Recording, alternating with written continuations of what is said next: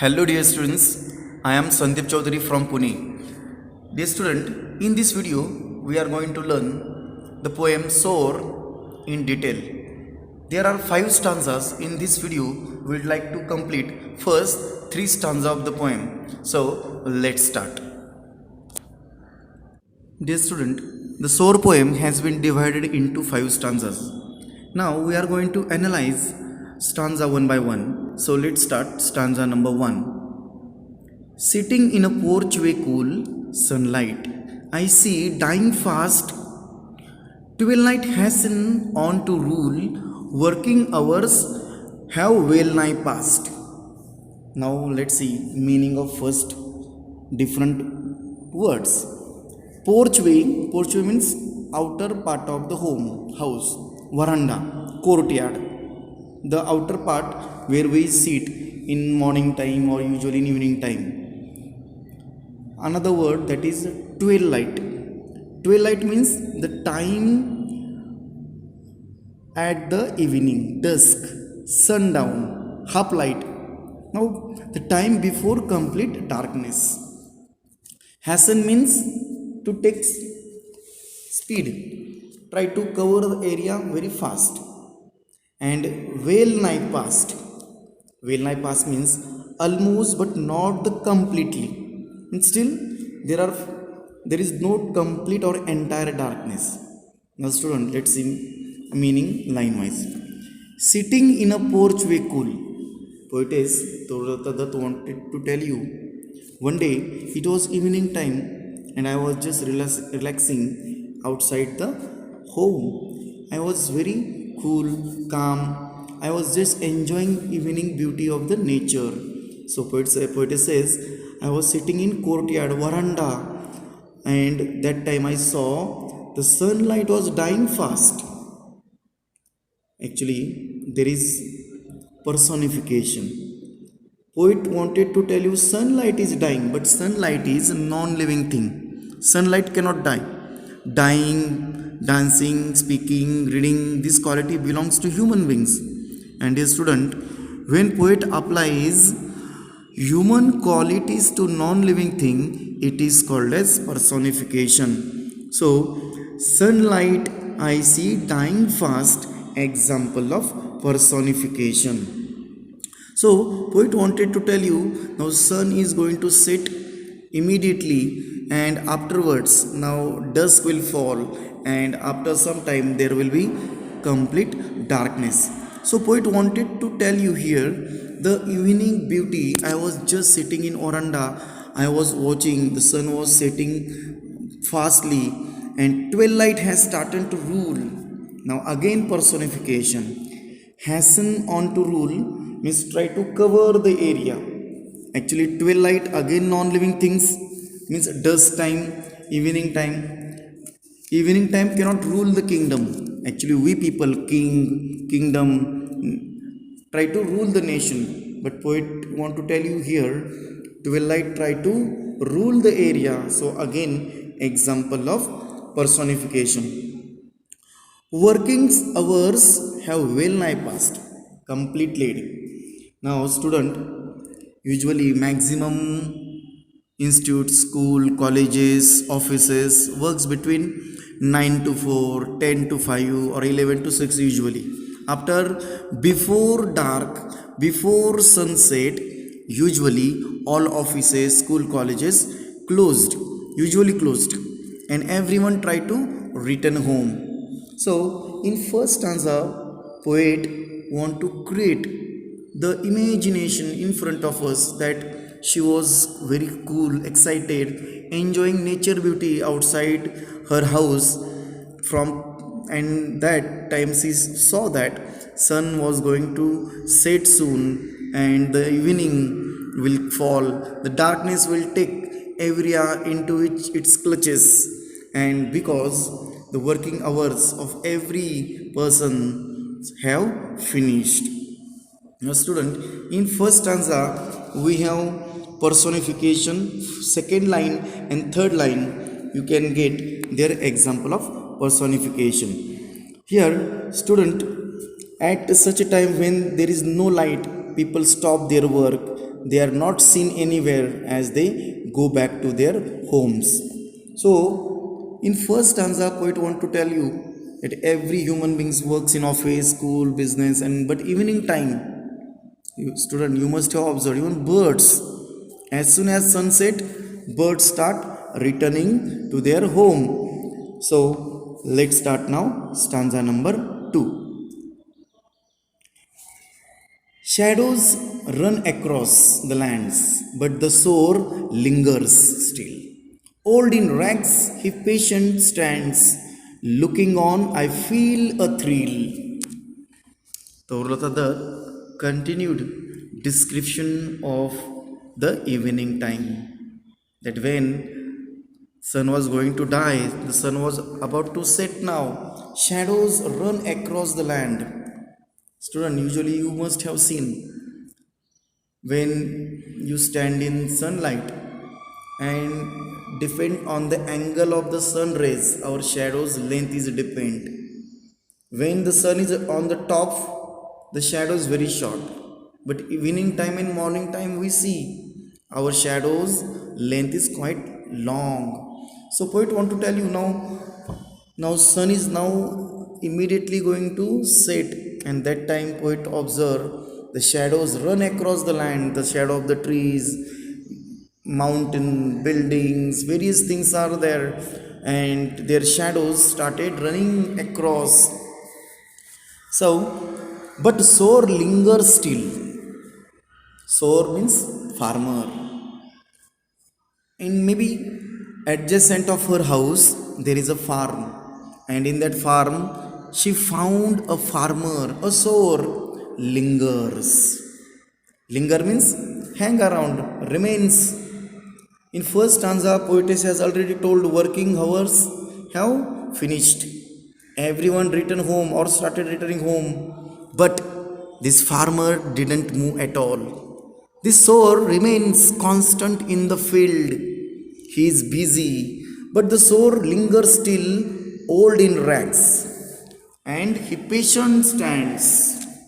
Student, usually if you have seen the picture or the actual farmer, definitely you can identify farmer very easily. They are in their old clothes, their mud stained clothes usually, because farmers relation is directly with soil. They have to work in soil, and definitely their clothes are quite old and stained with mud. Even they use torn out clothes, student, because nowadays we see what is the condition of farmer. At many times farmer didn't get good crops, or when they get a good crops, they didn't get good price for it, and due to that, this is the rotation, and due to that farmers condition didn't improve. So poet is found in the farm. There is a sower farmer who is in old cloth and rags. Rags means his clothes are not only old but even torn out clothes. Very old and torn clothes, but still he stand confidently there and with patience. So watching him, poet feels a thrill, excitement, amazing things, that she feel very pleased.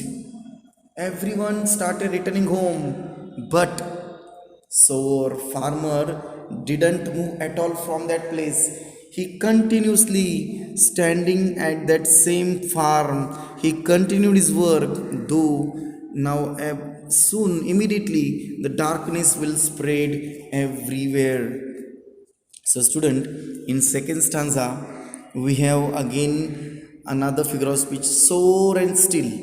This is example of alliteration. S sound is repeated, and shadows run across the land.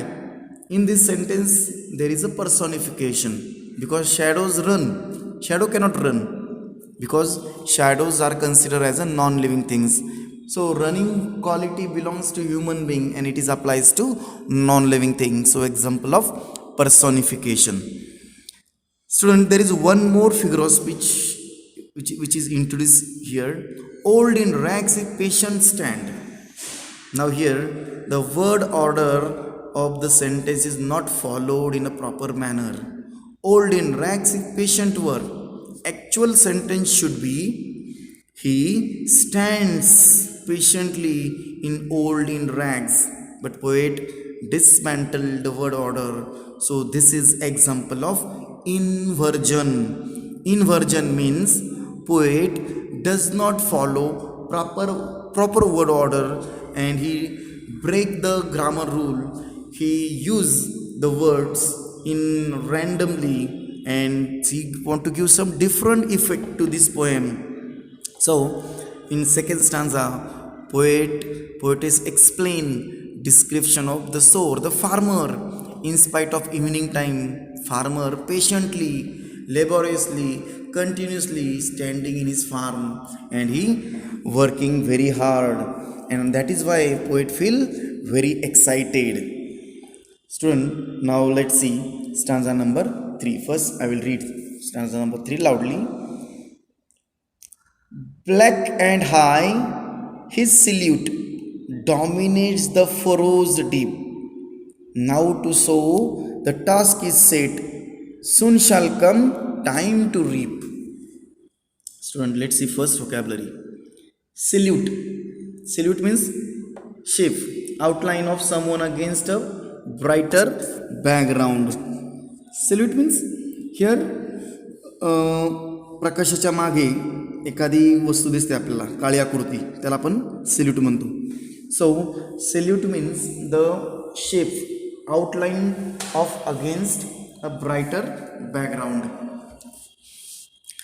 Black and high his salute. Now whose salute? Whose figure? Farmer's figure.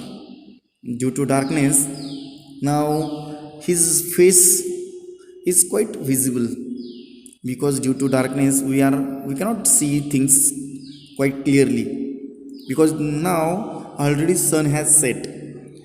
Black and high his salute dominates the furrow deep. Dear student, in third stanza poet says that the sower salute, source outline means shadow of the sower, is a dark and keeps growing as the night approaches. His shadows growing as night approaches. It spread over the different deep furrows. Furrows means channel. You know student, that is line, strange, which is created by the plow. So you can see in the image also that deep channel where usually farmer try to sow the plant or seed. So poet want to tell you here, it spread over the different deep furrows which are now invisible due to darkness. According to poet, the show or maybe thinking it is time to sow the seeds. So poet want to tell you now he is ready to sow the seeds. So student, again example of inversion. Now to sow, the task is set. So again poet break word order. The actual sentence should be the task is set to sow now, but poet says now to sow, the task is set. So example of inversion. Soon shall come a time to reap. Again inversion. Actual sentence should be a time shall come to reap soon, but poet says soon shall time come to reap. So example of here, both sentences continuously were used in a inversion. In third stanza, according to poet, the sow or maybe thinking that it is time to sow the seeds, and he is doing it. Soon the crops will grow and sower will be able to reap the fruits. He will yield good crops. The harvest will be ready, and his hard labor, his dedicated work, his patient work will get the result. This stanza contains a lesson from young people that one should work hard while others give up. Student, actually this is message for you. After evening time, after sunset, everyone returned home, but farmer sower didn't return because he continued. His target is fixed, his ambition is fixed. He want to sow the seed. So student, in your journey also there are lots of obstacles, there is twist and turns, but never give up, don't return back, try to fight the war. You should be the front warrior. Afterwards you will get the good result, like this farmer get a good crop after it is ready to harvest. Student, in this video I tried to complete first three stanzas. Hope you understood it. Please like my video and subscribe my channel. Thank you so much.